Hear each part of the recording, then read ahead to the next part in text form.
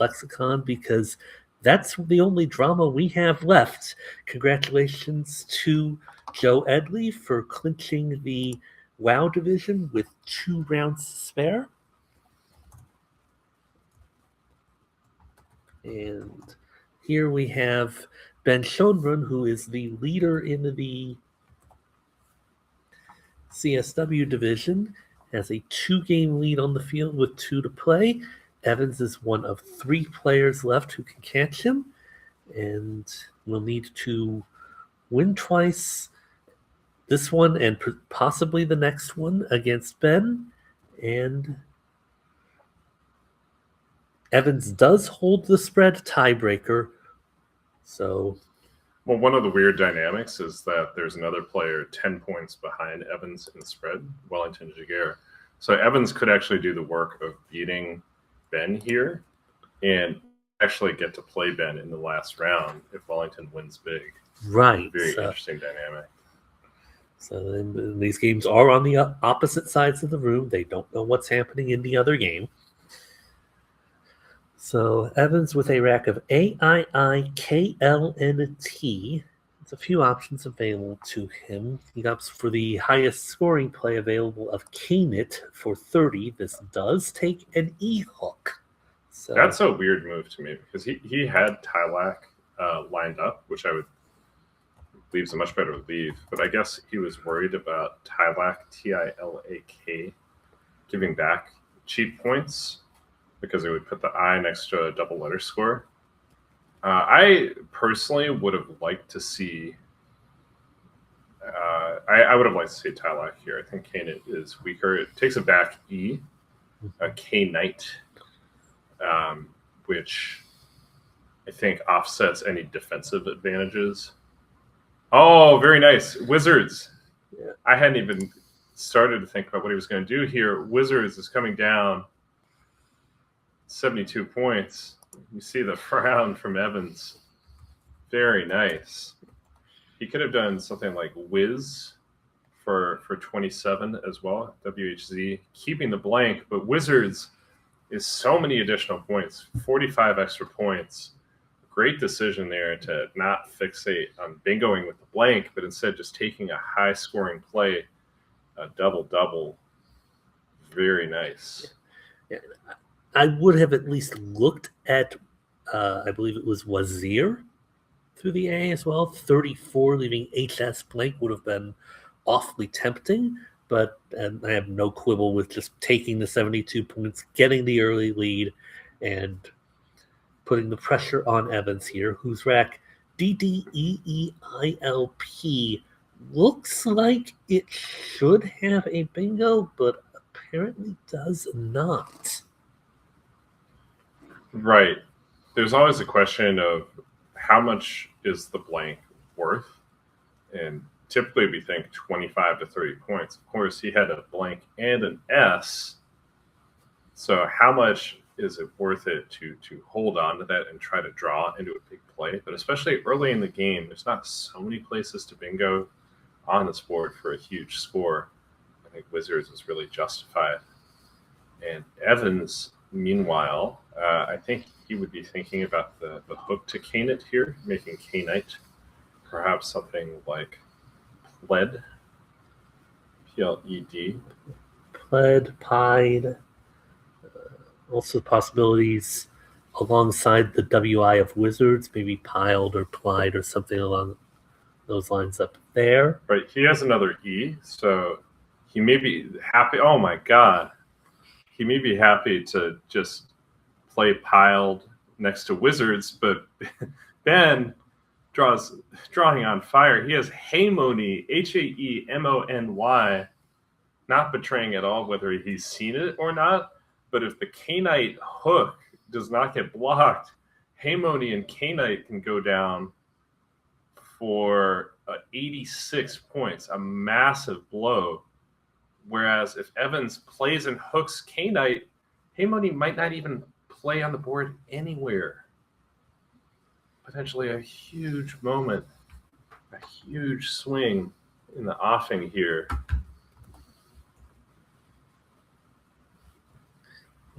Give us a second to get the scores on screen here. And Ben isn't really a tile shuffler. He has a habit of drawing them in any old permutation and orientation. And so we don't really have a way of knowing whether he has seen Haemony or not. Ben, if you've seen it, wink at the camera a couple times, okay? Just left eye. Okay, I don't think he heard me. It would be kind of a problem if he did, especially at this point of the proceedings.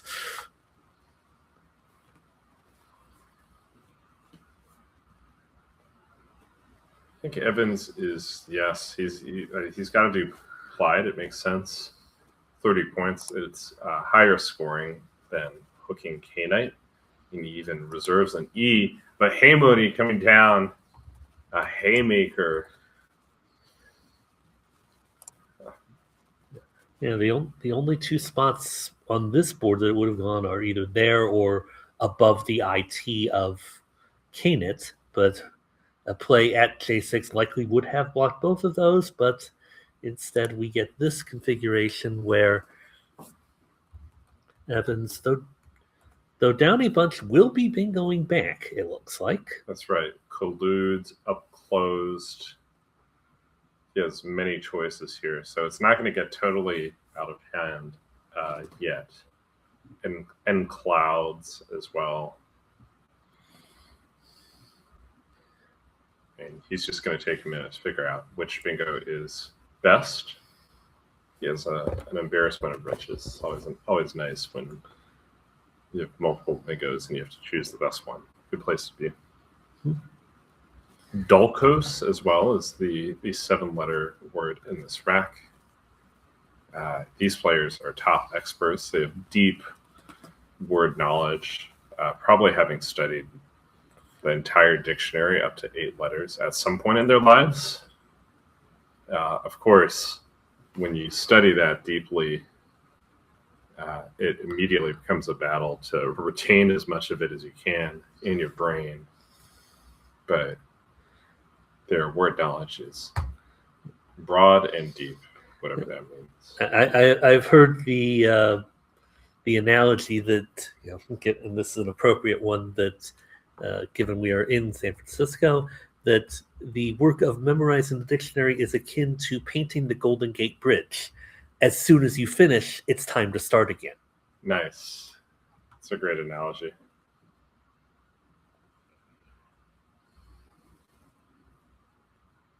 Couldst, I do believe, and I think colludes is the best thing he has, and he does have it lined up. Yeah. And there it goes. It's getting played for 76. The tile skittering out of his hand. Ben, good sport that he is, gives him the U back so he can get his bingo down. That's sportsmanship right there.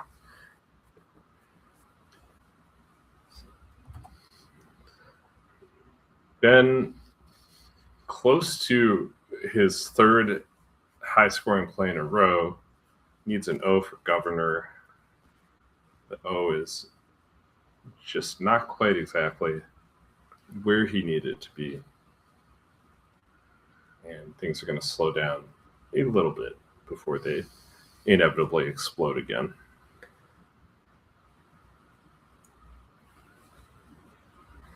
So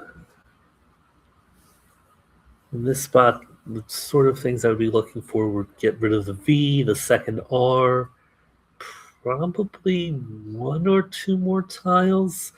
I would be looking to clear the G if possible, just, even with the NG, with multiple eyes already on the board, the likelihood of drawing one for the powerful ING ending is less likely than usual. 4 of the 9 eyes are already gone. He's just going to put Grove down here, which makes a ton of sense. Yeah. 28 points leaves what we call a balanced rack. Usually your platonic ideal is an even number of consonants and vowels, maybe erring towards one additional consonant. And he had to give up the E to get this play down, which is slightly undesirable, but it's early going, and he had scored quite a bit and got rid of his worst tiles, and the E was a moderate cost to pay for that. So back over to Evans, who has drawn the Q and the X on his post bingo draw. And looking at things on first glance, he's lined up Loxygen, which is a cool play. In the International Lexicon, Oxygen takes an L in front. He's even showing us, hey, the Y is going here. Look at my rack, guys. Look. Very helpful. Thank you, Evans. Keep doing that. Loxygen and Xylogen. It's a fun pair. Loxygen has some merit in the sense that when you have the Q, I quite like turnover with the rest of the letters because it maximizes your chances of drawing a U or drawing some kind of a Q play. If you have to endure the Q, you'd rather turn over a bunch of new tiles than play one tile at a time and remain stuck with the Q for multiple turns. So, but Gox is a lot of points. It's going to go to the right of the H in Harmony. Yeah, Gox would be 36. Loxygen or Xylogen or Loxygen would be 38, and you would definitely prefer Loxygen to not expose the triples. Right, and he may be thinking, well, ELN, those are decent bingo tiles, so maybe I can just play Gox this turn, hopefully play the Q next turn, and then I'll bingo. It's just a question of how much he likes ELN as a combination. I think I'm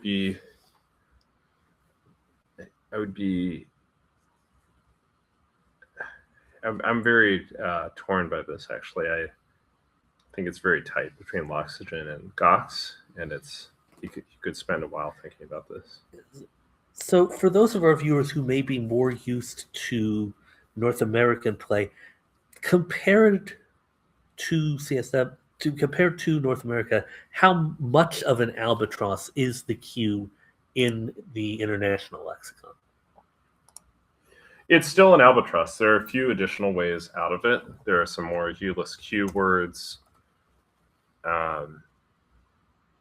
But it is still an obstacle. I like the way that he's decided to forge ahead here. And it has drawn him the blank, which was one of the best things that could have happened from turning over the additional tiles. So I don't think he was delighted to hold the Q there, but there are at least a few additional Q variants that could have bailed him out. To be frank, I still don't see any great plays with the Q on this turn, but he will likely just be happy just play QI for 11 and then try to draw bingo. And then in the meantime, Ben's tiles are not bad at all. He's at an advantage. I wonder if he could play something like Dona here or Donia, which came up yesterday as well. 28 points. That is exactly what he's going to do. Keeps that balanced lead that we were talking about. Scores very well.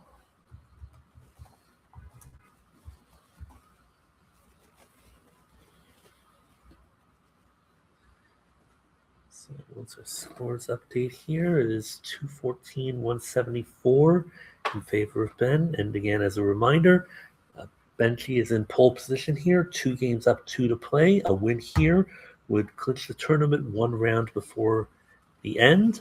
A loss here, and everything could become chaotic in the final round. Chat pointing out that an A in space here would have given Evans quite the... Holy cow. Camises with a Q? Outrageous. That's a new addition to the lexicon. I'm sure that's crossed Evans's mind. You can almost see the wry smile on his face there. Yes, we're talking about you. That's right. But I think he's going to end up playing the Q here because there's a very nice chance of him bingoing. He probably needs a consonant. Although, actually, even with some vowel draws here, he should, for instance, draws an I, he just play enemies. Draws the A, and he's going to have to exercise his blank bingo finding muscles a little bit here. So over to Benji with Beinor. Again, he's been keeping reasonably balanced leaves and drawing reasonably balanced draws to them, just not quite connecting with a bingo after his explosive start here. Something like Bode to the north triple or Dobie to the south triple look like reasonable options to keep playing into that theme. Right, this is going to be very likely the third play in a row where he scores in the high 20s and keeps a bingo prone lead.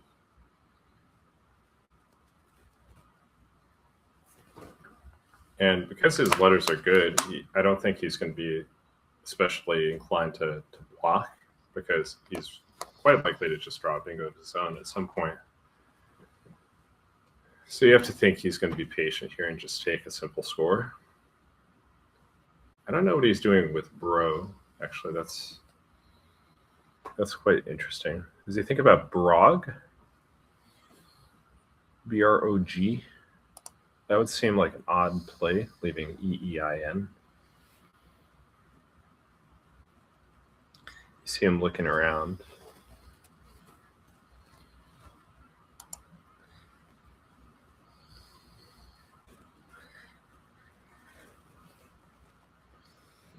I personally would definitely go Bode here. E-I-N-R, I would say, is significantly stronger than E-N-O-R. And I don't see anything. That's generally the true in the abstract. And here, I don't see any reason why that wouldn't remain the case.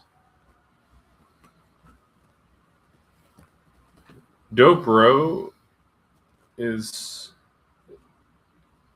interesting, but again, I would just generally opt for keeping a balanced, something closer to an even balance of consonants and vowels, and that 3 consonant 1 vowel lead, I think, goes the wrong way.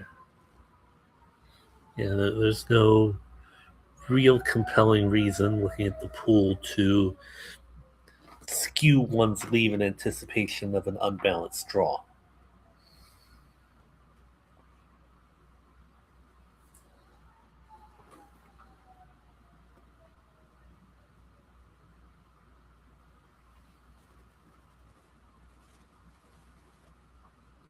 Benji, having played his first few turns fairly quickly here, is taking his time with this one. You know, there might be a part of him that's double checking to make sure he's not missing a bingo somewhere, which... Ebonier. More ebony. To those of us who are not well versed in the international lexicon, that certainly sounds like the sort of thing that could be in there. There are many such words, but that happens much to be one of them. Another suggestion I see mentioned here is bow, making oxo. Uh-oh. Director call.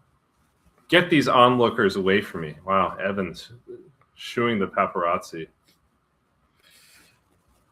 Okay, and bow does go down after a longer than usual pause, but a very reasonable play. Bow, Oxo, and Dob would have set up Dobie, D-O-B-E, for a subsequent bingo, but I'm not sure you really want that, because even if you do get a bingo underneath Dobie, then you set up a gigantic S hook.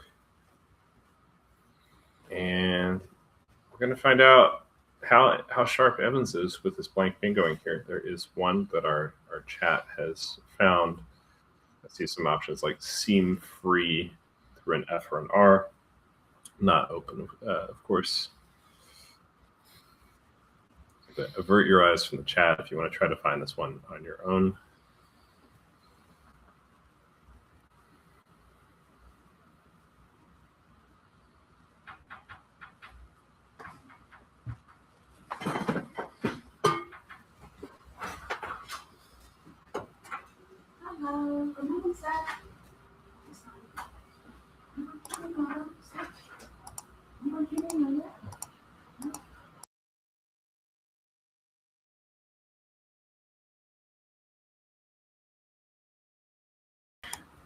Apologies for the brief interruption. We are in a room at the hotel and had to shoo housekeeping away for a few more hours.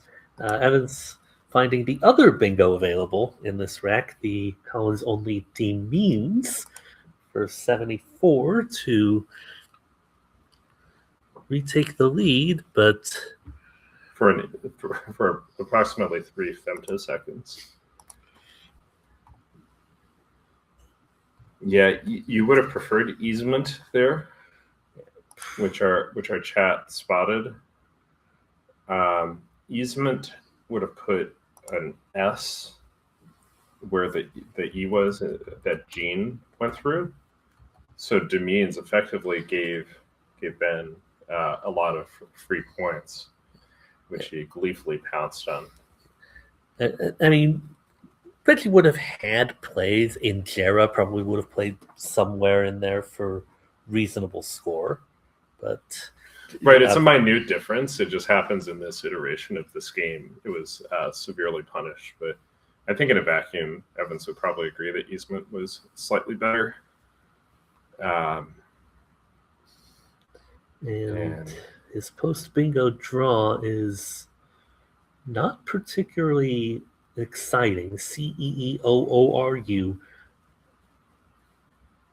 Surprised there's not a Euro word in there. We have some fun ones. Euro note, Eurozone, maybe Eurocore, kind of like some kind of European house music or something. But instead, he doesn't have much of it. I'm sure it exists in some obscure part of Europe, but it just hasn't made it into the dictionary yet. That's right. I waited with Glee. He can balance here with something like Erugo at the top left, although you would probably want to keep the R. Goodness, my word knowledge is failing me. Also, I think it's offensive. COOSC, thankfully, not a word.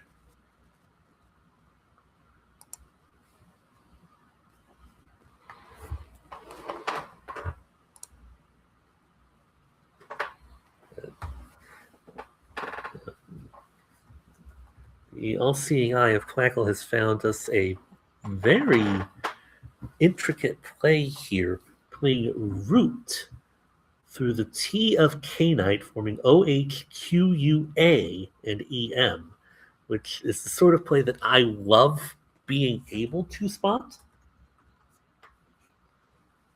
Oh, yeah, the Qua spot is really nifty. I love that. That's definitely going to come up again. And it's one of those that sometimes you note it at the time of playing the cue, that it opens the Qua possibility. But if you don't, it takes some real outside-the-box thinking. That's definitely the play if you can come up with it. Really cool. And a significant improvement on Erugo or Rouge. You might want to play Rouge to open a better bingo line, starting from the R.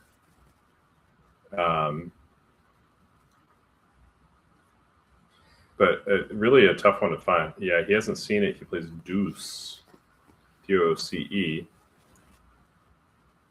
Deuce is an interesting one. Definitely opens better bingo lanes. That's probably what he's thinking, that I'm not going to beat Ben unless I'm able to bingo again.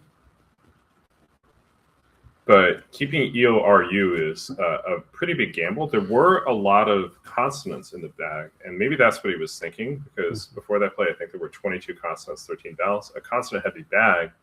So I guess he's looking at those consonants and saying, well, if I keep EORU, things can fill in very nicely. And he's done exactly that. He pulls 3 consonants, threatens a huge play.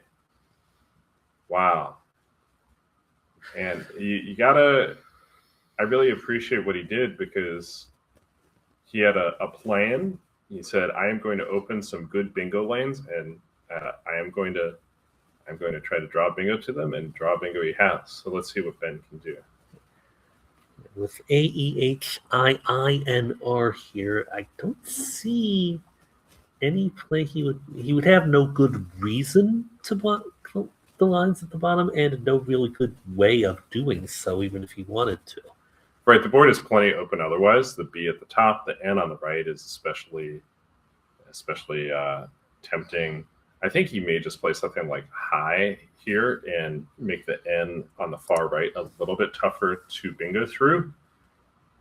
And we're going to be in for a whirlwind finish if that's what he does, because Evans will be up again and Ben will have a bingo lead, and we're just going to have to see if he can get the bingo again.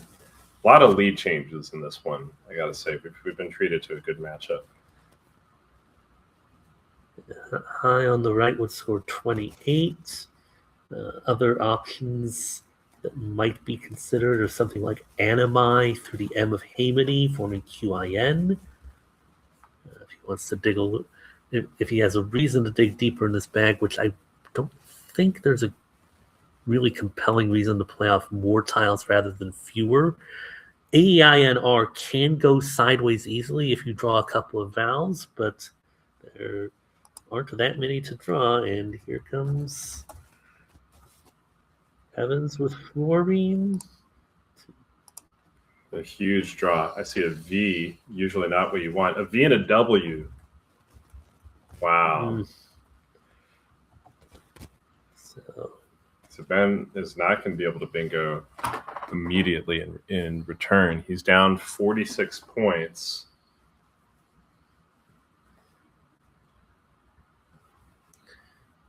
We're transitioning to the mid-late game here. Right, but Evans has also drawn pretty poorly. Oh, Ben, thinking about Naview. Good scoring play, gets rid of the V and the W. He's going ahead and doing it. That was pretty fast, I got to say. Really locked into that quickly. But I guess 39 points is 39 points. Very hard to score that much. He has played the last E, however. My goodness, that was the final E of the entire game. And that being the case, I'm almost tempted to play something like Va here for 28. Did he hit his clock? Looks like he did.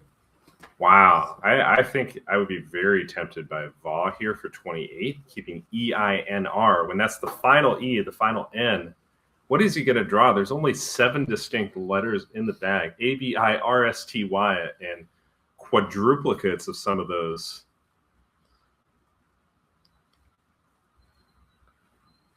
We've seen 6 of the. Okay. Wow, that's, given the state of the bag, that's about as well as he could have drawn. Artistry, very close. Tanistry, no, that's 2 R's, not 2. Baristry with 1 R in front. Don't play that one at home. I have to wonder if he should have thought a little harder there about maybe something like Va or just playing off the VW. I wonder if he had the time to look at the bag and realize what he was getting himself into, because this is going to be a real slog the rest of the way. They're both going to have to make the absolute maximum with dubious tiles. Evans with 2 U's, both the remaining U's. He would, he would, if it were valid, he would want to probably play something like Updog. What's up, Doug? Not much. What's up with you? Oh, God. Gabi again, every round. Fugu would be nice here. Get rid of the U's. Doesn't play anywhere. Cup full. Mug full. Doug full. Okay, I'm getting desperate here. But this is going to go. This is going to be a hell of a finish, because they're sort of at the point of the war of attrition where they're left to basically cast rocks at each other. They've exhausted the conventional weaponry. The blanks are gone. Ben does have that S, but there's not an especially notable spot for it, and it's going to turn into trench warfare with the score tied, and anyone could win. So from what you know of how these players play, who has the edge in that kind of game? I think of both of these players as being quite open board bingo power players. So that's kind of the fun of this also, is putting them a little bit out of their element. Mhm. I can't really give an edge. I will say for Ben, he just has to get this game over the finish line and win, and he wins the tournament. So there's a lot of both pressure, but also the real he's going to have the real desire to power through and slog it out. And Ben probably does have the better weapons at his disposal. That Y is quite a nice tile. So I see he has RT under K Knight. He also has the S. And actually, Evans really needs to find the Qua spot that we talked about before. So I don't know what his best play is there, but he can play Doubt or Pout and Qua. Not only that, he could do that and set up Quag. He could keep the G, play Qua, and set up Quag on a 2-turn sequence. Although another O is gone for Oho, and he just plays Gup here, which is very sensible. It blocks the best spots on the board, but he's going to learn very quickly that there is no help on the horizon. There are no reinforcements. You're just going to slog it out with some very dubious racks. Very close to doubtful, actually. Had he kept that second U, I wonder if that will cross his mind. Over to Benji, who now trails by 34, 396, 362. And I think he's looking at the tile bag and saying, I wish I had that E back. But he is thinking seemingly about a more fishy play, trying to draw another bingo, even in spite of the unfavorable tile bag. It looks like he's trying to play off RY. I don't actually see where that goes. I mean, Cry from the Sea of Deuces 16. I really want him to score more points than that, because I don't think he's that likely to bingo. And Artie is 28. Doing a count of the bag. And any play he makes here, assuming he plays off at least 2 tiles, will close the bag to exchanges. There are currently 8 in the bag. If he plays off 2 tiles here, that will leave 6, and will leave Evans unable to exchange if his rack is as awful as the tile pool suggests it might be. Right. 3 more T's lurking in there. 2 more I's. Just really don't want to play too many tiles here and expose yourself to the vagaries of the bag. Although, so Cry does make some sense. I just don't know what he's going to draw. This is one of the important things when you're an offensive-minded player and you're thinking bingo, bingo, get to the next bingo. You have to switch gears in this position, and it's no longer about keeping a conventionally good bingo rack, but it's about being able to eke out good scoring plays in tight spots on the board, much like that Qua play. And so I really am hoping that Ben doesn't play. I mean, maybe just dump the Y here for 26 points. Oxy and OY, AIRRST, not conventionally good, but it minimizes his exposure to a scary tile bag. Are there specific bingos he could draw to try and hit? If he draws to AIRRST, is there something specific he can hit to the B, to the L, to the N? Well, with no E remaining, I think he's probably looking at that and saying, I don't even know what I could draw. He could draw striatal to the L on the left side. Mm-hmm. But it's really quite hard to figure out what he could even hit.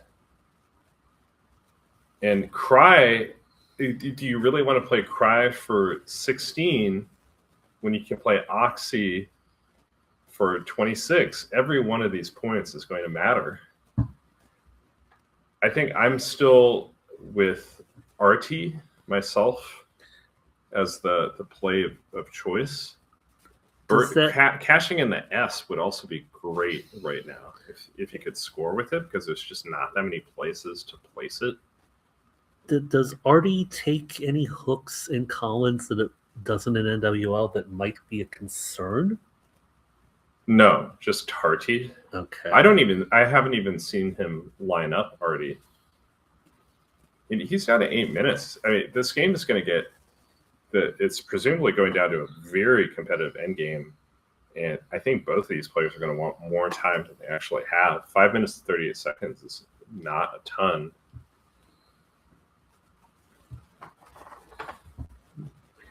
Chat properly pointing out that, with the B and the F unseen, Oxy gives back plays there above Oxy. So that may not be as tempting as it might on court seem. I don't claim to know what the right play is here, and I would probably spend about as long as Benji has here, if not longer.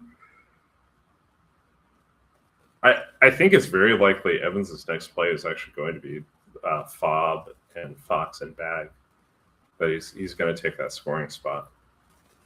So right, the Y would only contribute to that.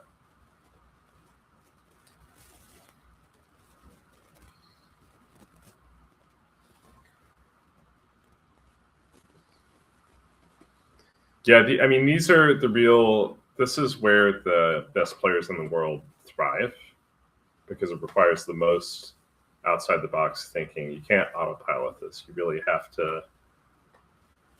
All the insights you have from this are you kind of throw the conventional wisdom out the door. You're just really thinking about, in this particular moment, what is it going to take me to get to the finish line? How do I get there before my opponent? And this is, I'm just repeating myself, but this is why I would have loved to play Va and keep the E, because then you at least have something you can work towards. Or it just makes the decision so much simpler. And the rest of this game is going to be painstaking for both of these players.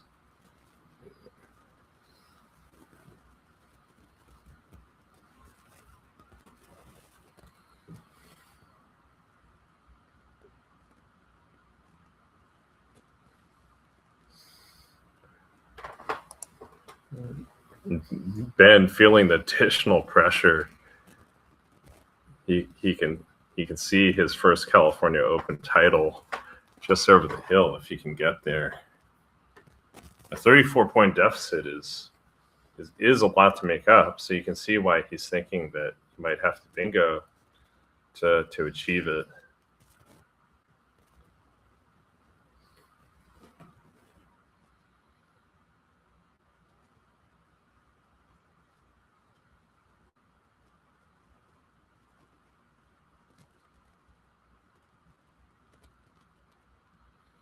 He's faking us out several times here, picking up one or two tiles like he's about to put them on the board, and then pulling them back, keeping us all in suspense here.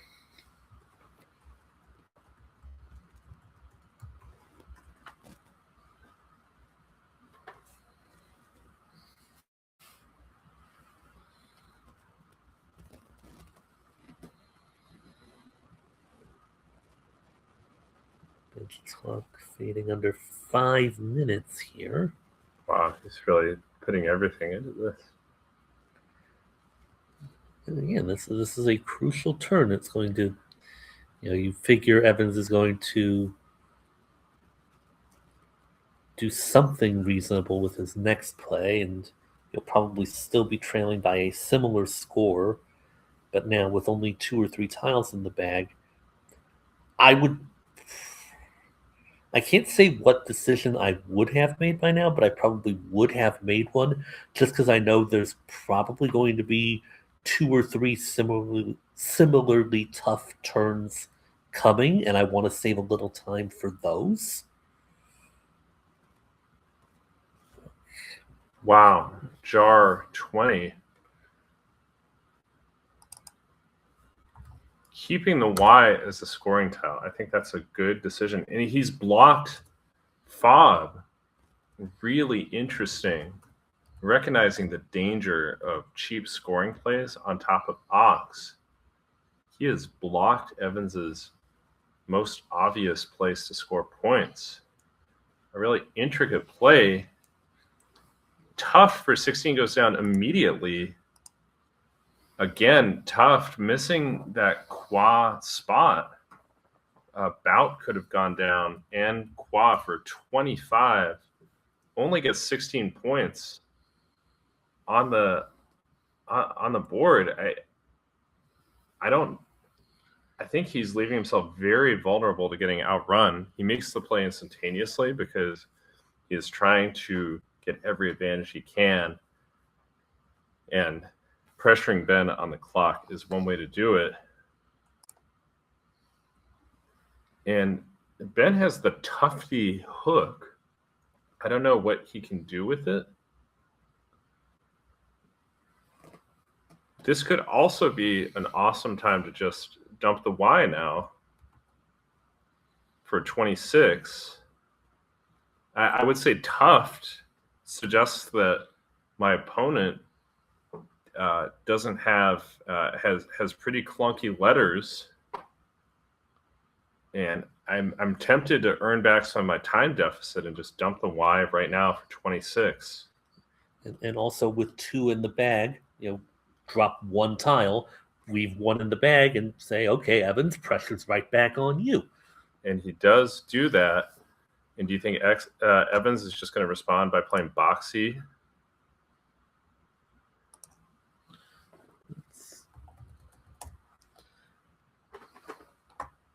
Ben down by 4 points going into this turn.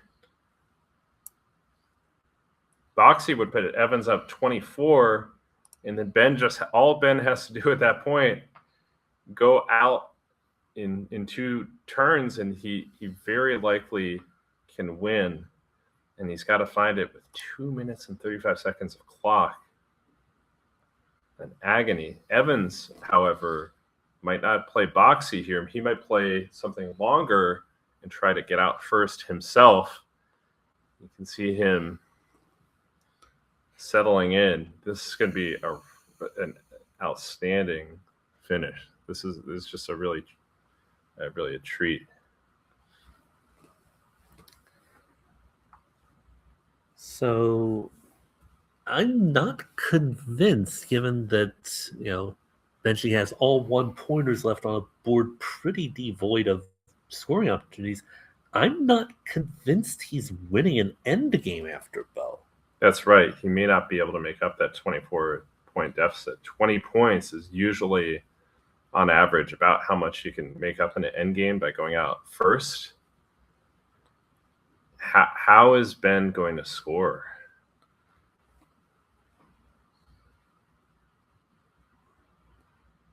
He has Tragi at the top left, leaving IRS or Trig, and leaving Airs and Tufts. I don't know if that's going to be sufficient. What other things might Evans be threatening? We know from our perspective that an I is the last tile in the bag. Yeah, just playing boxy for 20, going up 24, both players with 7 1 or 2 point tiles in the end game, and just saying, all right, show me.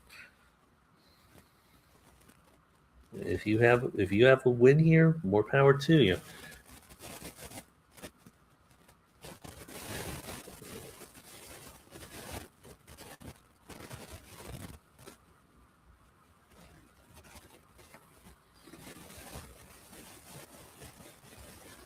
Down to just over 2 minutes. Benji with about 2.5 here. Right. Ben can play for a good number of points here just by playing Rye and Triggs.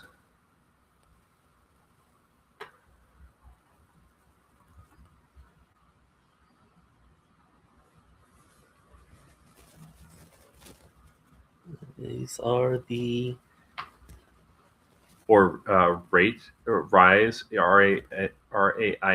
saving Trig. I don't know if that's going to be enough.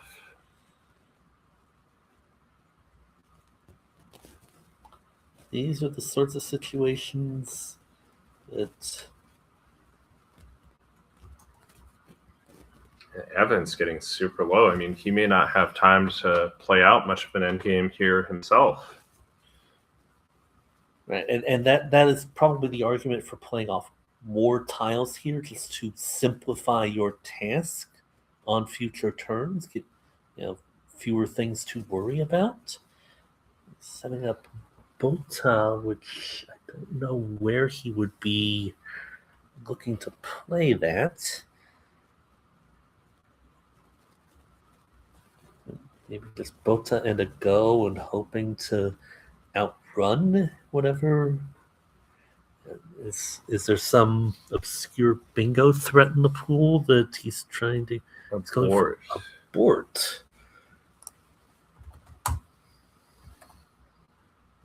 And he's drawing an eye there.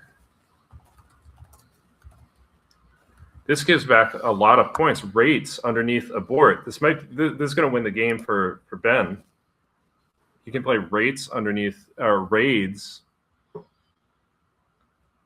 Huge play, 28 points. Gave back 28 points. Saves Trig. That's going to be enough. Ben's going to win if he can just find his plays under abort, because it sets up a huge scoring play. Right. So Raids. So the question is, does he remember that he made the blank a D way back on the first turn of the game? This is for the tournament. And he can even do triads if he wants, but keeping the tries. Way to go. Play the S. What are you doing? Yes. Yes, yes, yes. Abort. Not good enough under time pressure. Double checking. You can see a little bit of the nerves in it, but really locked in on that immediately. You also might be just double checking the count on the score. Well, maybe I'm too hasty. I don't see anything great with Evans's rack. What's he going to do? Doxy? Doxy leaving IT. He did raids, not riads. Not that it makes a huge difference.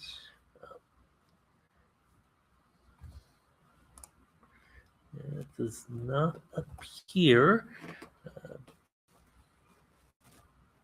So Evans has a way to either block Trig, and even if he did, it wouldn't be enough points. He could score, but not.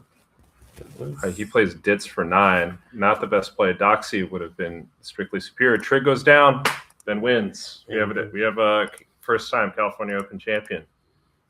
Congratulations Outstanding. to Schoenbrun. Let's listen in, because this postmortem ought to be interesting. Wow.